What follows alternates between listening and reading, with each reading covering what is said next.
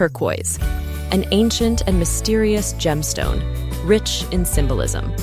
It has long been considered a talisman of good luck, a shield against evil, and a symbol of strong relationships. December, traditionally regarded as the month of turquoise, invites us to embark on a fascinating journey through the collection of turquoise jewels in the British royal family. Why does turquoise, despite its historical popularity, appear so rarely in the royal collection? Which pieces have survived to this day to delight admirers of royal treasures? And which ones have disappeared from view, awaiting their time to shine again? Before we begin, please support my channel by clicking on the like and subscribe buttons. Thank you. The Teck Turquoise Tiara is one of the earliest and most symbolic pieces in Queen Mary's legendary collection of jewels. This tiara, along with its perur, including a necklace, earrings, and brooches, was created around 1850 for her mother, Princess Mary Adelaide of Cambridge, granddaughter of King George III. The turquoise and diamonds used in the design were arranged in an intricate pattern of rococo scrolls and a central sunburst, giving the piece a truly regal appearance. In 1893, Princess Mary of Teck married the Duke of York, the future King George V. To mark the occasion, her parents, the Duke and Duchess of Teck, presented her with the turquoise parure as part of her lavish collection of wedding gifts. The young Duchess of York wore the tiara and its accompanying pieces, but made changes to the tiara's design a few years later. In 1912, the tall central element was removed, giving the tiara a more streamlined and modern Kokoshnik-style silhouette. In 1935, several decades later, Queen Mary gifted the turquoise parure to her new daughter-in-law, Lady Alice Montague Douglas Scott, who married her third son, Prince Henry, Duke of Gloucester. The tiara became a part of Alice's wedding gifts and an essential element of her wardrobe. Over the next several decades, the Duchess of Gloucester wore the tiara frequently at official events. Among her most memorable appearances in the piece were the opening of the Odeon Cinema in 1937, a royal premiere at Covent Garden in 1939, and numerous state visits, including the Dutch state visit in 1972. Thanks to famous photographs by Cecil Beaton, the turquoise parure became one of the most recognizable jewels associated with Duchess Alice. Her fondness for the set was evident in the way she styled its elements. For instance, wearing two brooches as clips at the corners of her neckline or pairing them with other turquoise jewels inherited from Queen Mary.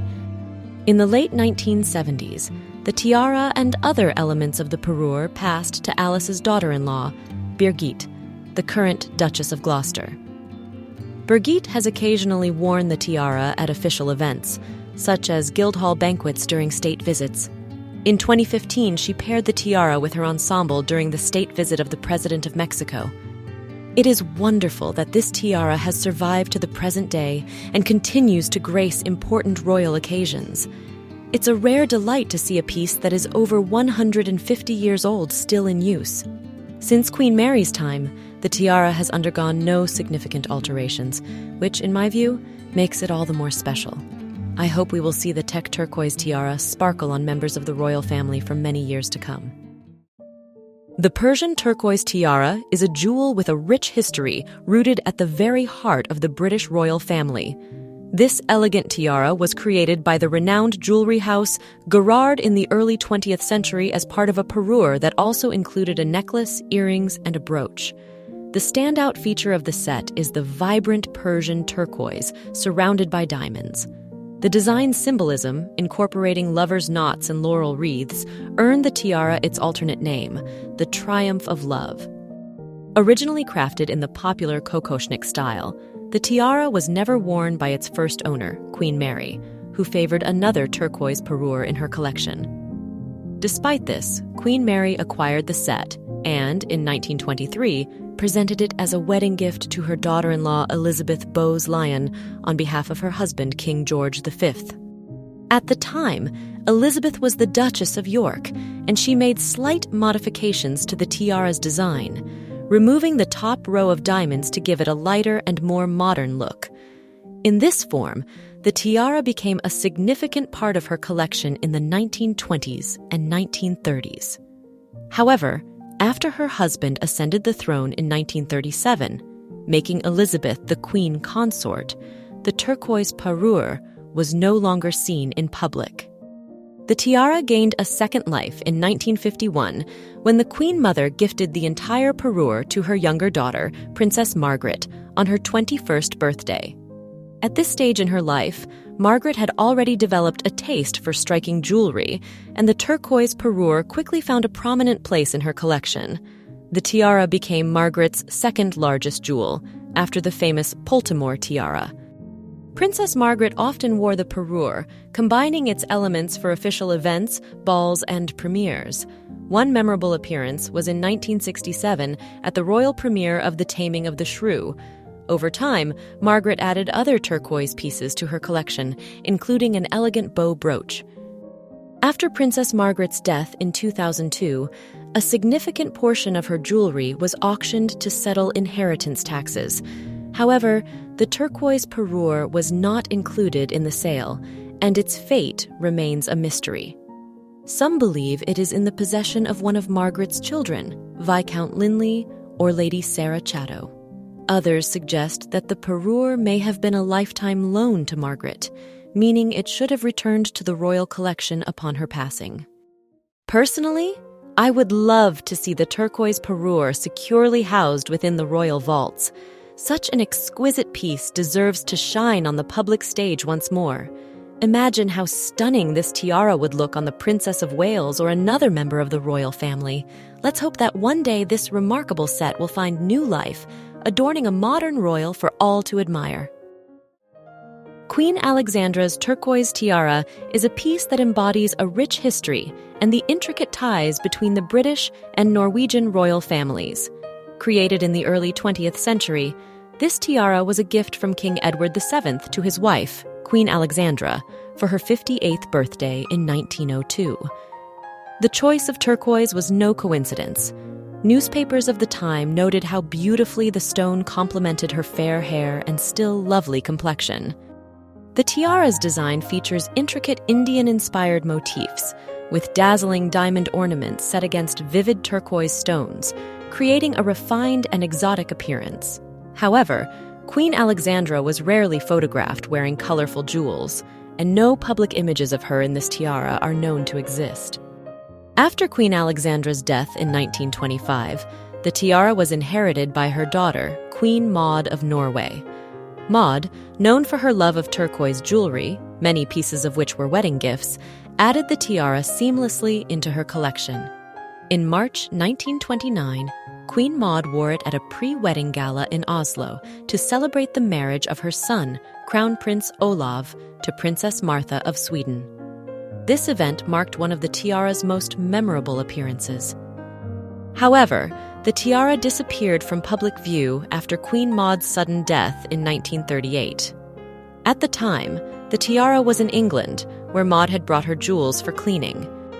With the onset of World War II, the jewels were secured at Windsor Castle for safekeeping. It wasn't until 1953, after the coronation of Queen Elizabeth II, that Maud's son, King Olav V, returned these family treasures to Norway.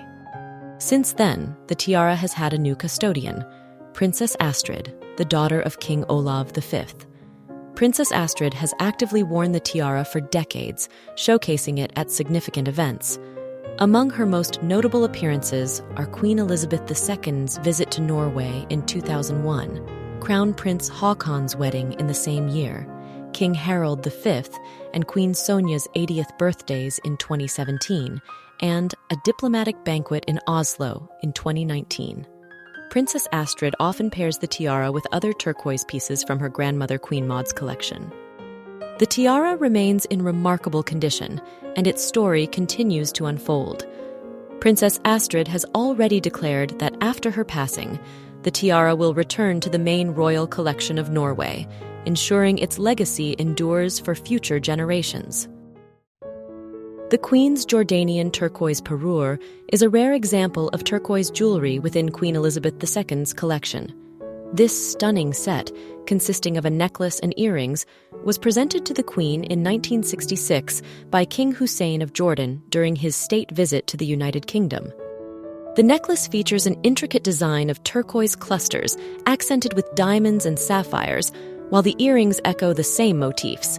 In The Queen's Jewels, Leslie Field describes this set as one of the few turquoise parures owned by the royal family, as other significant sets, like the Teck Turquoises and the Persian Parure, were inherited by different branches of the family.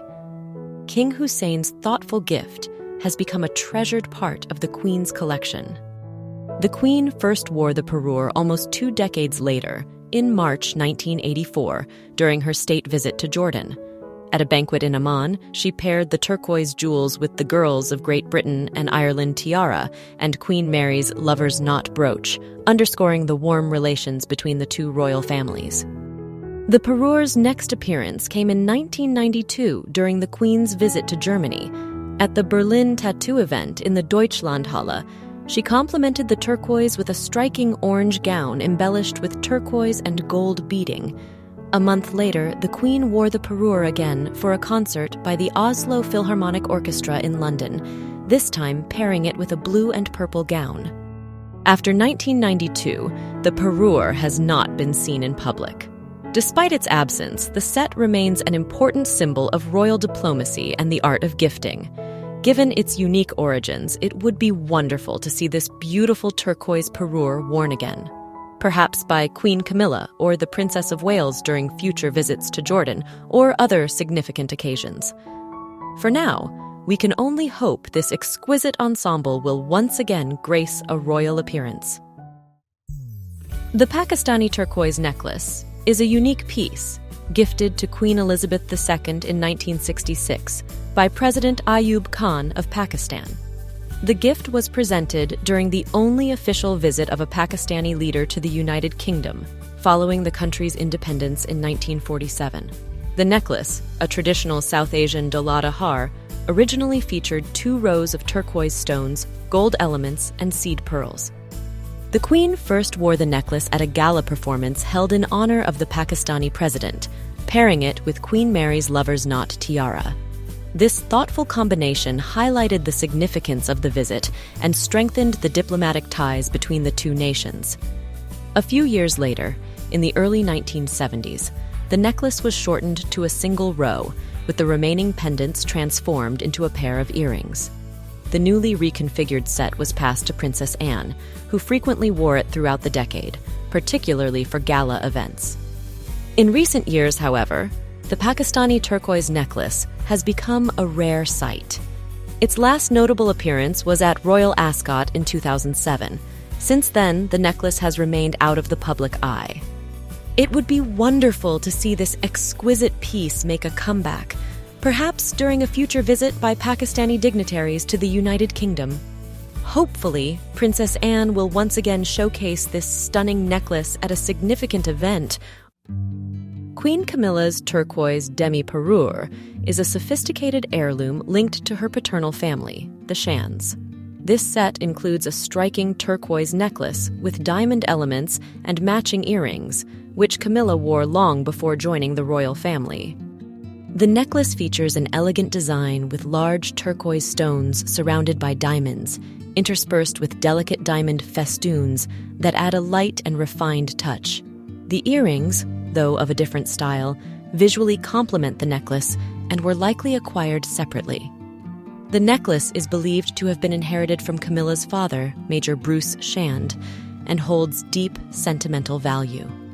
One of Camilla's earliest public appearances in this set was in 1998 at the Prince of Wales's 50th birthday celebration at Highgrove, where she paired the turquoise jewelry with a rich green velvet gown that highlighted the warmth of the stones. After her marriage to Prince Charles in 2005, Camilla, then Duchess of Cornwall, frequently wore the turquoise parure at official events. At her first diplomatic reception at Buckingham Palace, she paired the necklace with the Cubit Shan tiara, another family heirloom. One of the most memorable outings for this parure was during a royal visit to Norway in 2012. At a gala dinner hosted by the Norwegian royal family, Camila wore the necklace and earrings with a midnight blue velvet gown, creating a stunning contrast between the deep fabric and the brilliance of the turquoise. After 2012, the necklace has not been seen publicly, but the earrings remain an important part of Queen Camilla's wardrobe. She frequently wears them for less formal events and daytime engagements, such as meetings with officials and charity receptions. For example, in 2023, Queen Camila wore the earrings during her visit to France, pairing them with an Art Deco diamond brooch, possibly from Queen Mary's collection. Thank you for watching this episode. I'd love to hear your thoughts. Which of these turquoise jewels did you like the most? Which would you like to see worn again by members of the modern royal family? Share your opinions in the comments. I'm looking forward to reading them. If you enjoyed this video, don't forget to like, subscribe to the channel, and share it with your friends. See you in the next video.